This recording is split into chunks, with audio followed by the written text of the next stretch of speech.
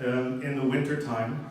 And that, as the kids would recall, is the time when, in the month of December, when both the Chote Sahibzade and the Vade Sahibzade all had given their lives. So the Battle of Chamkor di Gadi was when the Vade Sahibzade gave their lives. So what you see here is just an artist's depiction of Baba Jujhar Singh fighting in battle. Next slide. You see Guru Sahib pointing to his son's sacrifice at this point. So he's watching as his own sons are going out into battle, arms raised, sword raised, not afraid, but rather welcoming the challenge of fighting for truth and justice. So Guru Sahib is there watching as his sons gave their lives. And Guru Sahib didn't weep, didn't cry, didn't get sad as his sons sacrificed themselves for the cause. Instead, he yelled out a loud jikara as each of them were killed in battle. So as this was happening, and as the Chamkor di Gadi was being fought, the Singhs that were left in the fort recognized that they were outnumbered. Remember, Chamkor Sahib was fought between a small group of the Guru's Sikhs, Khalsa, and about 1 million of the Mughal army. So this was a large battle, and they continued it and were able to inflict heavy casualties on the Mughal army, despite being a very small number, and that's because they were in Chandigarh. So as the numbers became difficult to sustain, the Panch Pyare came to Guru Sahib.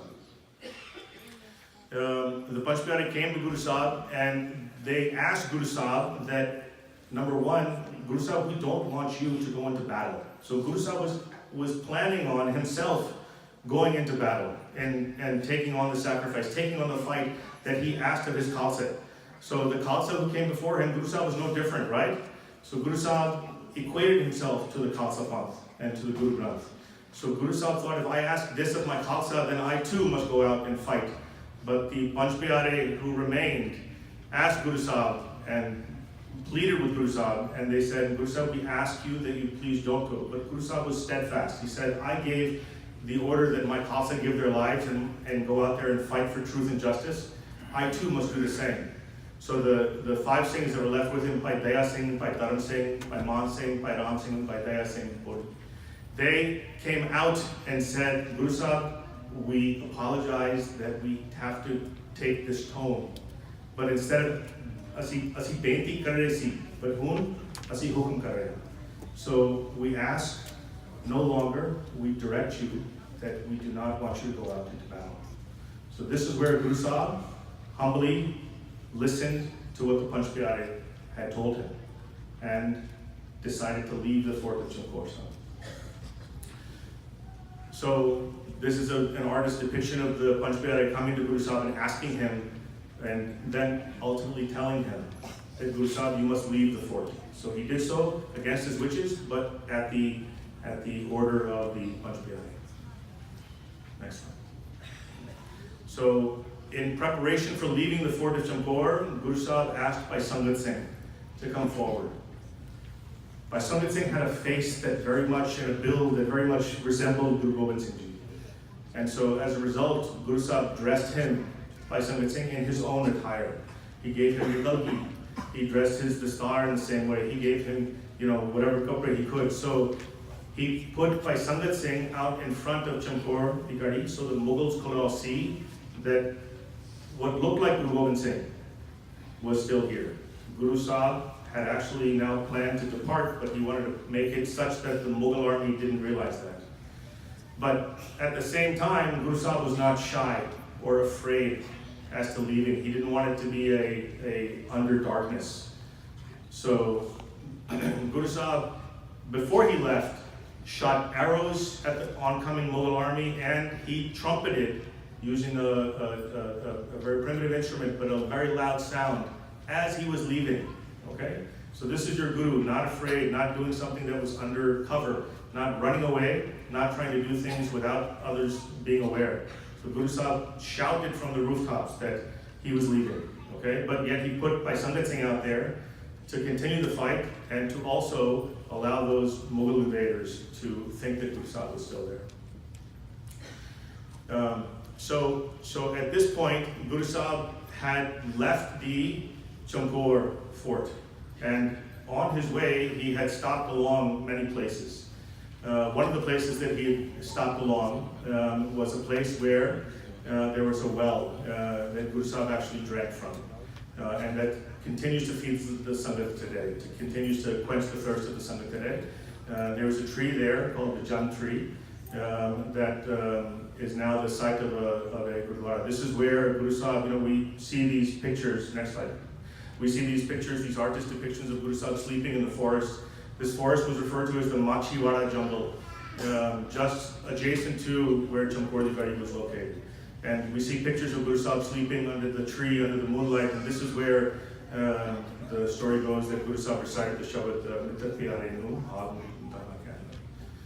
and this is just a picture of that with the tree.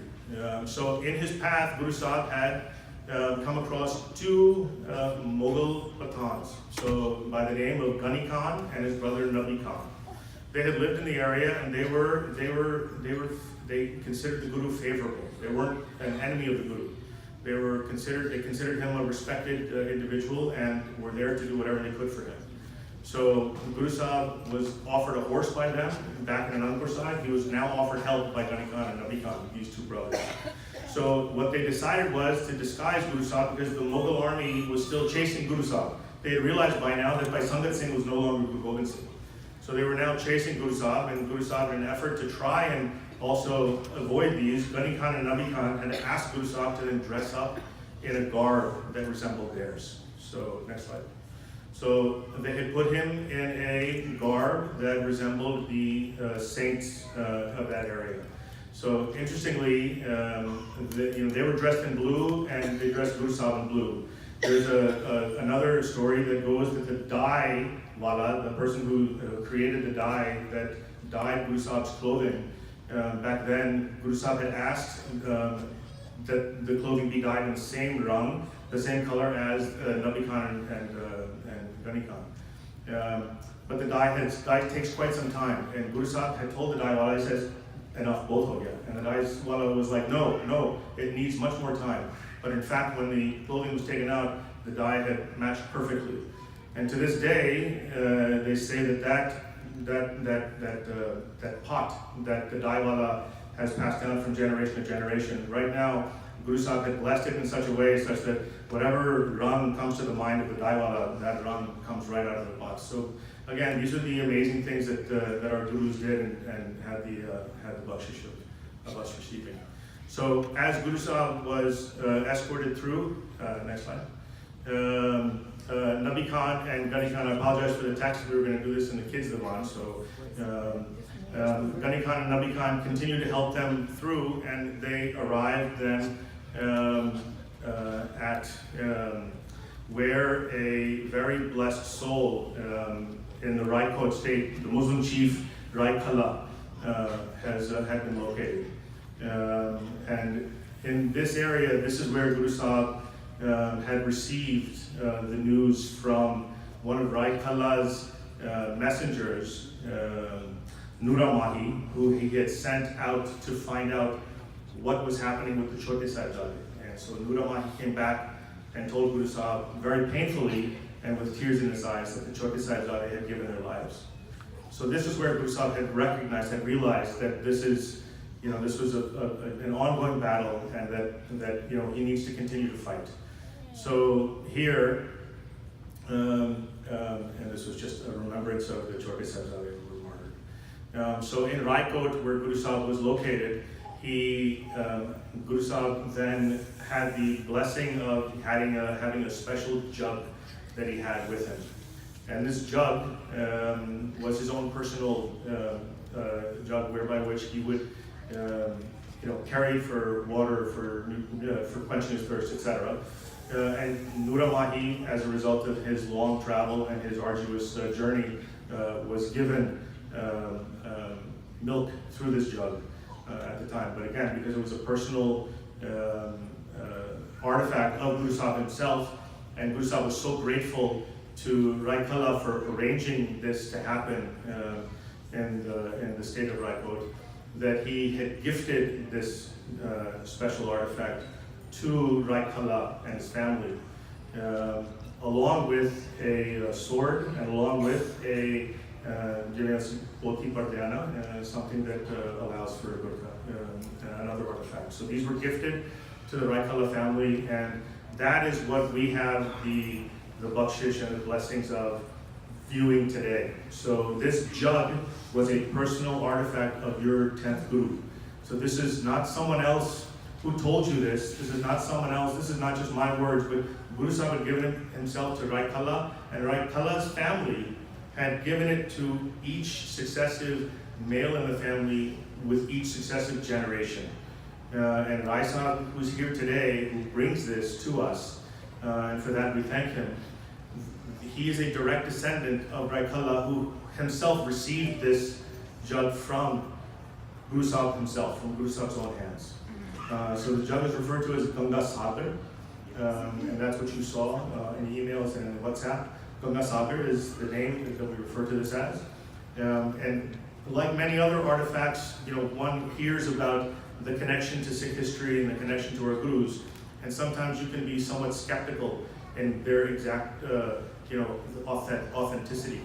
But because this was handed down from family member to family member to family member and taken such good care of with such respect. Now remember, this is a Muslim family who's respecting to the nth degree and keeping as though this is such a precious artifact of their own faith.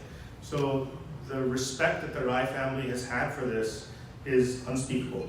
And for that, I think we as a Sangha should be very appreciative and thank Rai Sahib and his family members for being the caretakers of this precious artifact of Guru Sahib. So with that, I'm going to pass this along, and I hope the kids got a full understanding at least of where the history of this was and where it came from. Once we're done here, I want our children from the school, Khalsa school, to exit, to rise quietly and exit the back and go right back into the Divan hall where we just came from. Okay, but one more, before you do that, I'll make that announcement. Thank you, Ji. Waheguru Ji Ka Khalsa, Waheguru Ji Ki Fateh.